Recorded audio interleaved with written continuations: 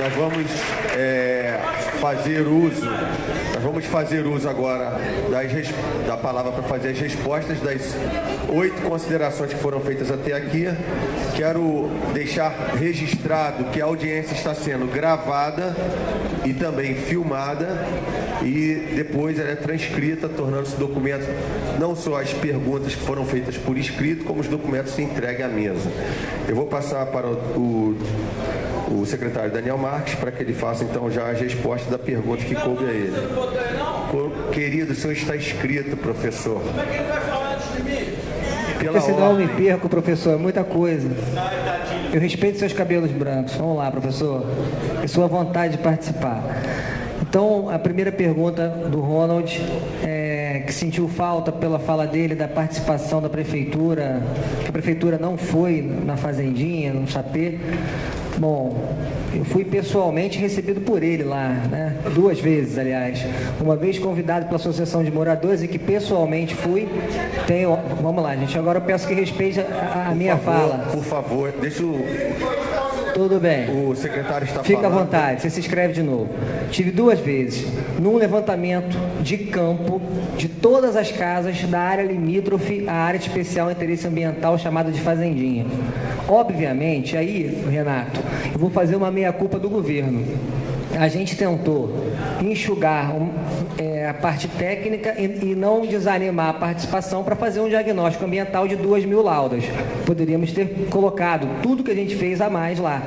Talvez para tentar estimular e fazer que as pessoas participassem, adequar a escrita, a linguagem e não desmotivar, possa ter parecido que não houve vistoria ou houve algum tipo de descaso. Eu vou discordar disso, no momento adequado eu vou falar sobre.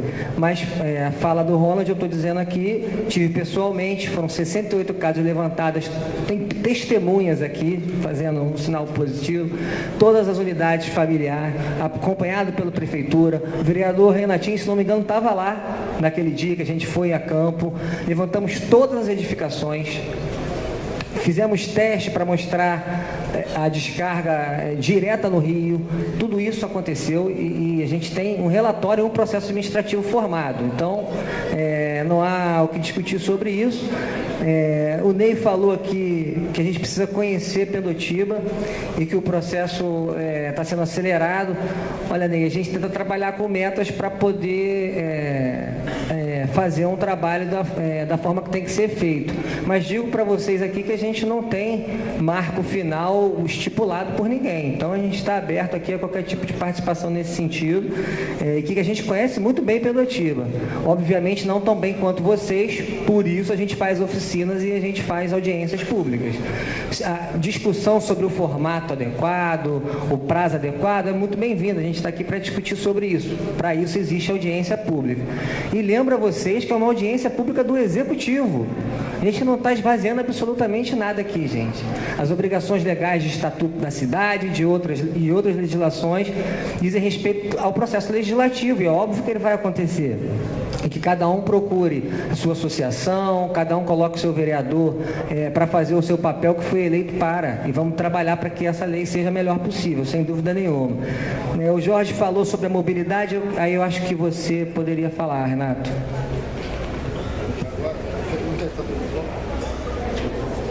Bom,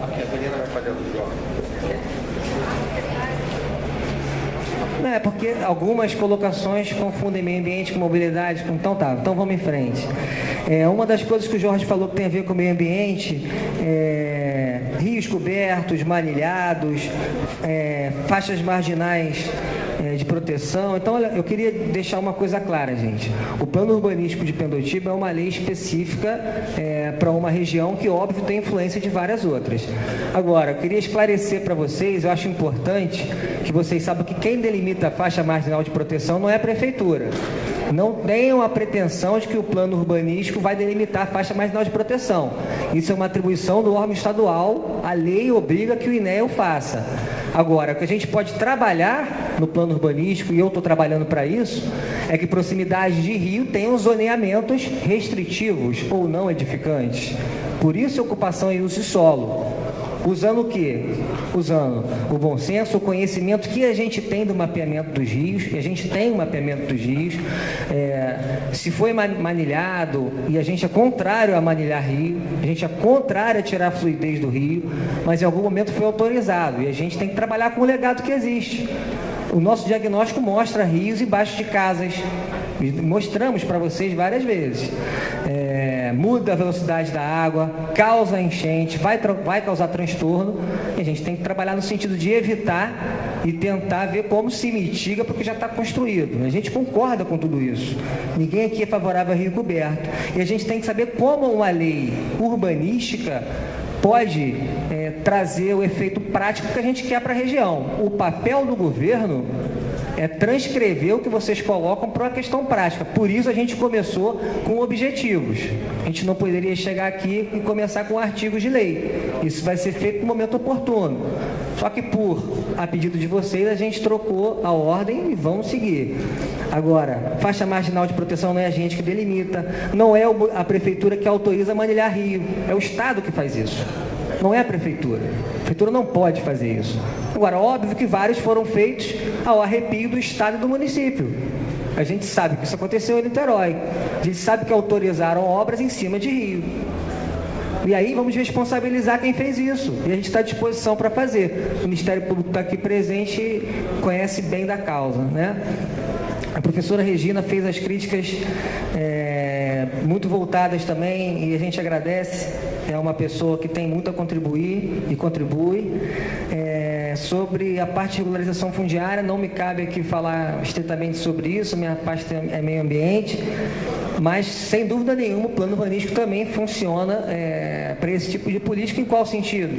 Identificar as áreas potenciais de área de especial interesse social, para que a gente não tenha que estar o tempo todo, hoje, quanto governo, tentando definir por decreto ou fazer algum tipo de encaminhamento, porque o espaço em Pendotiba é verde, é vegetado, a cobertura vegetal é grande e os terrenos ociosos não são tantos quanto se pensa. O diagnóstico traz isso. A gente tem as áreas públicas no diagnóstico também.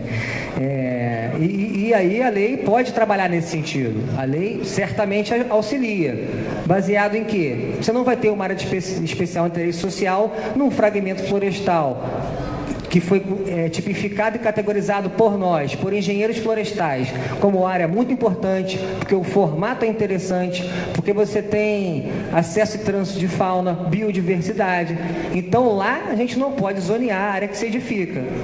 E vamos passar por um novo problema. Existem parcelamentos e existem loteamentos aprovados desde a década de 40 nessas áreas. Ora, lotearam o espelho d'água da Lagoa em Niterói. Porque alguém aqui acredita que não. Agora, o plano urbanístico, e aí a opinião minha enquanto jurista, Daniel Marques está falando enquanto advogado, deve limitar direitos de propriedade e deve sim, em artigos claros, na lei do PUR, extinguir e revogar por oportunidade de conveniência e anular por ilegalidade esses loteamentos e parcelamentos. E a gente tem que fazer isso nesse plano urbanístico. É papel nosso fazer isso. Então, quando alguém coloca na participação social que a comunidade tal está devastando, ou que o condomínio tal foi autorizado para devastar, a única diferença, para quem é ecologista ou ambientalista, tem diferença nenhuma. É supressão de vegetação. Agora, para quem é governo, um tem uma lei que o permite fazer e o outro faz ao arrepio da lei. E por que as leis permitem que se construa nessas áreas? Porque são áreas criadas por decreto, não foram instituídas por nenhum ato normativo sério como uma lei. E aí a gente trabalha aqui o dia inteiro para tentar coordenar o crescimento nessas áreas de grande cobertura vegetais de Niterói. E por isso precisamos de uma lei, e a lei é o PUR. Todo mundo que participou aqui sabe que o próprio governo propôs uma suspensão do licenciamento lá, através da Secretaria de Meio Ambiente, e discutimos juridicamente se era viável ou não, se sofreríamos ações interpartes, se os grandes condomínios colocariam seus advogados, conseguiriam licenciar, porque temos decisões para os dois lados, e perderíamos o tempo de fazer uma lei séria, uma lei com objetivos concretos. De repente, se a subsecretária de Habitação quiser complementar depois a colocação da professora Regina, eu acho pertinente.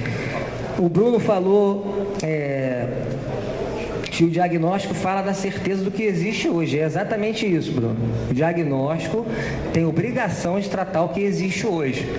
E a gente tenta ao máximo não ser opinativo, não ser sugestivo, porque eu particularmente morro de vontade de ser várias vezes, Renato, te confesso. Mas a gente não pode fazer isso, né? Então, se hoje a gente fala que prioritariamente o adensamento ele é espraiado de condomínios de casas. Quem conhece Pendotiba sabe, quem viu o mapa sabe, quem vai a campo sabe. O que a gente quer colocar em questão, e sempre vai colocar em questão, é que tem fragmentos florestais que não são interessantes que sejam adensados por casa, porque a devastação é maior.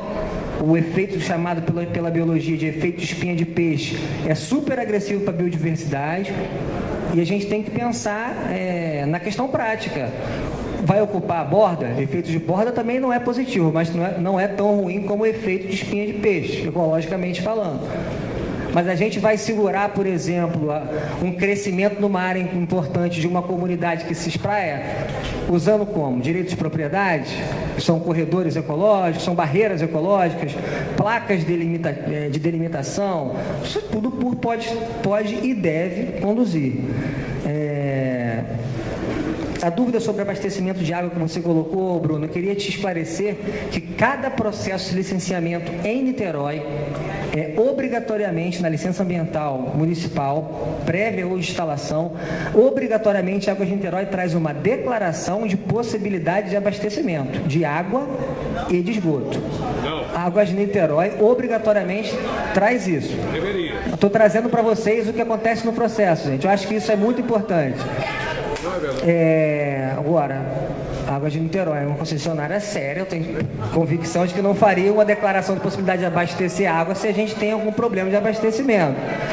Agora, gente, é importante falar sobre isso para que vocês tenham conhecimento de como funciona a prefeitura. Isso não é vontade política, isso é lei. A lei te obriga a pedir uma declaração de quem presta serviço. E a Águas de Niterói presta. Suas dúvidas quanto ao lençol freático, tudo isso pode ser discutido pelo plano urbanístico. Lençol freático, por exemplo, a gente vê semi-enterrados e garagem subterrânea em Pendotiba. Eu, particularmente, acho que não deve ter garagem subterrânea em vários pontos de Pendotiba. E quem trata isso é a ocupação de solo. Por quê? Porque se a gente fortalece e favorece o plantio e resgate de nascentes, favorece o plantio e fortalecimento de cobertura vegetal, de potencialidades de cobertura verde, o lençol freático vai subir de nível e vai ter garagem cheia de água. E aqui ninguém quer isso. Então, certamente, o zoneamento pode decidir que não vai ter garagem semi-enterrado. Isso pode e deve estar no PUR. E é isso que a gente está trazendo para vocês em todos os debates, em todas as rodas de oficina que eu participei. Atendi pessoas de todos os segmentos para tentar deixar isso claro e para que a gente possa trazer para a lei como mitigar isso. Porque vocês, senhores, não têm obrigação de saber. A gente, quanto governo, tem. Somos pagos para isso. Não quero tomar muito tempo aqui.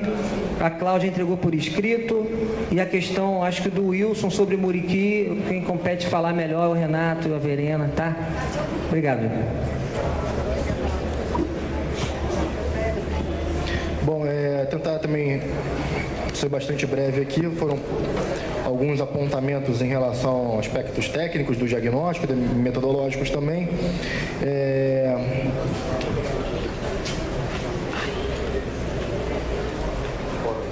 Foi o Ronald, eu acho, que colocou que o diagnóstico mostra uma grande área, uma grande parcela da população de Pendotiba, tecnicamente, a gente considera elas desprovidas, desatendidas de transporte público coletivo. Isso foi feito por uma medição. segundo as características geomorfológicas de Pendotiba, 8 minutos até o ponto de ônibus. A pessoa tem que caminhar mais de 8 minutos até o ponto de ônibus. A pessoa tecnicamente não está sendo atendida por um sistema de transporte público coletivo. O que não quer dizer que a pessoa não vá caminhar meia hora, 1 hora até o ônibus. Mas tecnicamente não é um serviço adequado. Mas pessoas que ao mesmo tempo apontaram aqui se manifestaram na consulta, como a maior parte das pessoas se deslocam por transporte. Aí ele não entendeu, parece que não ficou muito clara essa relação. Não, de fato, a maior parte das pessoas não está atendida, a maior parte não. Existe uma parcela muito grande das pessoas que tecnicamente não estão atendidas por sistema de transporte coletivo segundo critérios técnicos, mas de nada impede que elas usem. Tanto é que muitas andam muito mais de 10 minutos para pegar um ônibus. E da população, da população que se manifestou na consulta pública, a maior parte delas declarou que anda de transporte público coletivo. A menor parte de outros modos, por exemplo, automóvel, a pé, bicicleta. É essa que é a informação.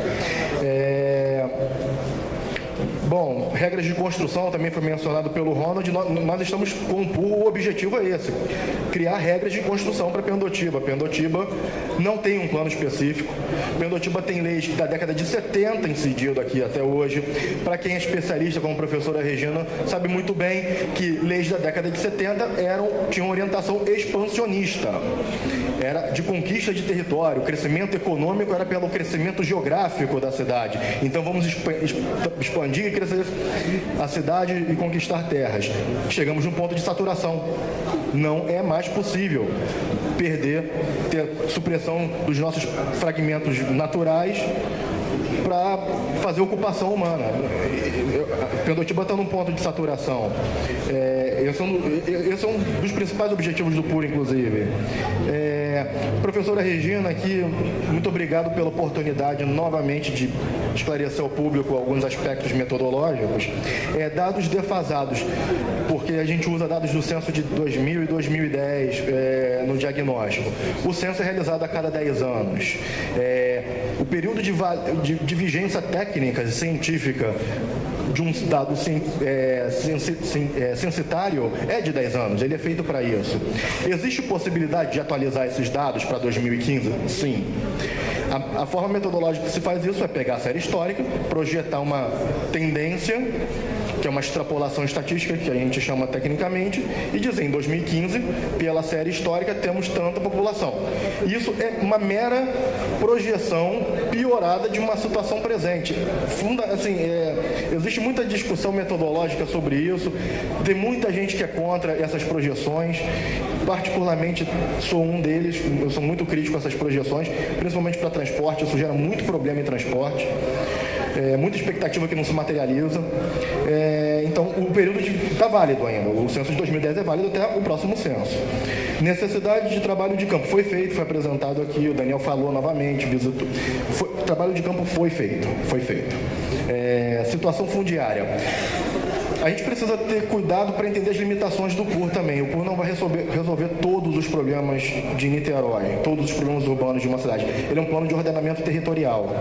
Situação fundiária precisa de planos fundiários. Niterói até tem um muito bom, que a professora Regina participou.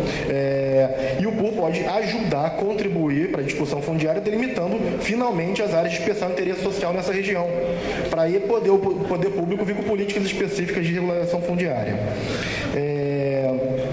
Bom, o Bruno fez alguns apontamentos também particulares sobre o diagnóstico ser refeito, o que eu também discordo, com todo respeito, não há necessidade. O diagnóstico foi feito seguindo a boa prática, os melhores instrumentos que cidades brasileiras, inclusive, nem têm à disposição. A maior parte desses municípios não tem à disposição, foram utilizados nesse trabalho. E, tecnicamente, como coordenador técnico desse trabalho, eu reafirmo a qualidade desse trabalho. A questão de adensar, a gente nunca falou em verticalizar, que se deve verticalizar Pendotiba no diagnóstico, isso nunca foi dito.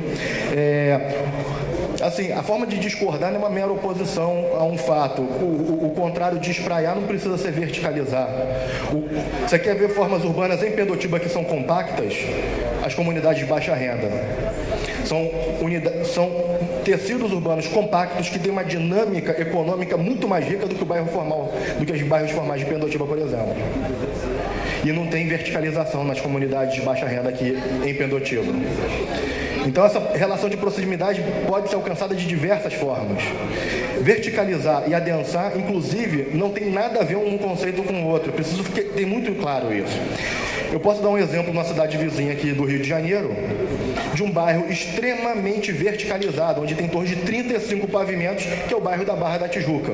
Esse bairro é muito mais baixa densidade do que bairros como Leblon, São Conrado, Recreio dos Bandeirantes, Ipanema, Leblon, Jardim Botânico, são bairros muito mais densos e muito menos verticalizados. Verticalização e densidade não tem relação direta, sequer.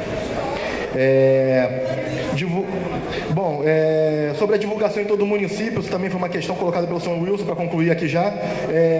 A divulgação está sendo feita. Por favor, eu peço o pessoal que está no entorno, conversando, que no mínimo diminua o volume para que as pessoas possam ouvir a explicação. Então, concluindo, a questão de divulgação foi feita, foi realizada, tem sido feita desde o ano passado, inclusive. A gente percebe muitas limitações na comunicação na região. A gente começou esse trabalho, por exemplo, anunciando em todos os jornais de grande circulação da cidade. Não foi suficiente. Começamos a fazer boca a boca. Pedimos a todas as associações de moradores que nos ajudem na divulgação desse PUR. A gente está pedindo isso desde o ano passado. Colocamos na conta da Águas de Niterói anúncio do PUR no município inteiro. Não foi só em Pendotiba. A gente está anunciando no município inteiro. Foi falado também dos painéis da Neotur. Foi colocado nos painéis da Neotur. Tudo que está sendo sugerido está sendo atendido. Agora, obviamente, a gente não tem como forçar a participação. Ela é espontânea, é de livre-arbítrio participar ou não das pessoas. E o senhor Wilson, uma última questão sobre a questão do Muriqui. Eu estou vendo que o senhor está acompanhado, esqueci o nome do casal. Eu vou fazer um meia-culpa público aqui. Eu, na última audiência, anotei o e-mail, só que eu perdi o e-mail. Fiquei de entrar em contato com o pessoal de Muriqui, eu estou falando aqui isso publicamente, perdi o e-mail, por isso que eu não entrei em contato com vocês, não consegui contato, mas reitero aqui a nossa disposição de ir ao Muriqui Grande, conversar com os moradores locais e explicar toda essa situação. Essa é uma questão burocrática, formal. Se for vontade dos moradores de Muriqui fazer parte do PUR, isso será atendido. Se for desejo não fazer parte, será atendido. Tem que haver um consenso da comunidade. O que acontece é que, por causa de um abairramento tecnicamente não muito bem feito, a estrada do Muriqui Grande é limite de bairro. O lado ímpar está num bairro, o lado par está em outro bairro. Só que também são dois bairros que estão em regiões diferentes da cidade. Então, o lado par está numa região, o lado ímpar está em outra região. Podemos perfeitamente resolver isso, se for desejo. Agora, qual é a solução? Vai ser o desejo da comunidade que vai ser feita. Faço meia-culpa de não ter entrado em contato e reafirmo aqui que eu estou à disposição, a Prefeitura está à disposição aí a Muriqui. Obrigado. Secretária Verena, para as perguntas. Bom, o presidente da mesa me deu aqui 1 minuto para responder. Eu tenho aqui as perguntas do Ney Carvalho e do Jorge Carvalho e da Cláudia Correia, mas a Cláudia Correia deixou um documento escrito. Vamos proceder à leitura desse documento e responderemos em uma hora oportuna. E queria agradecer então ao Ney e ao Jorge o que vocês colocam como reivindicação, basicamente qualidade de vida, né, nos bairros onde os senhores vivem, qualidade de vida em Pendotiba, e o PUR deverá refletir esses objetivos. É também o nosso objetivo da Prefeitura.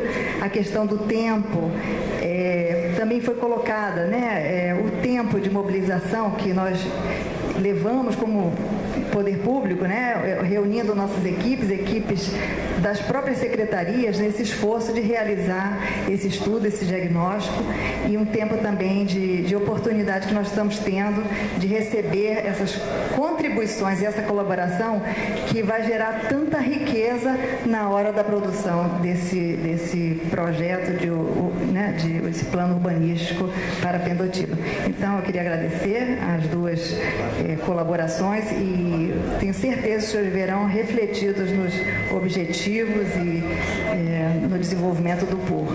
Obrigada. Bem, dando continuidade, gostaria de chamar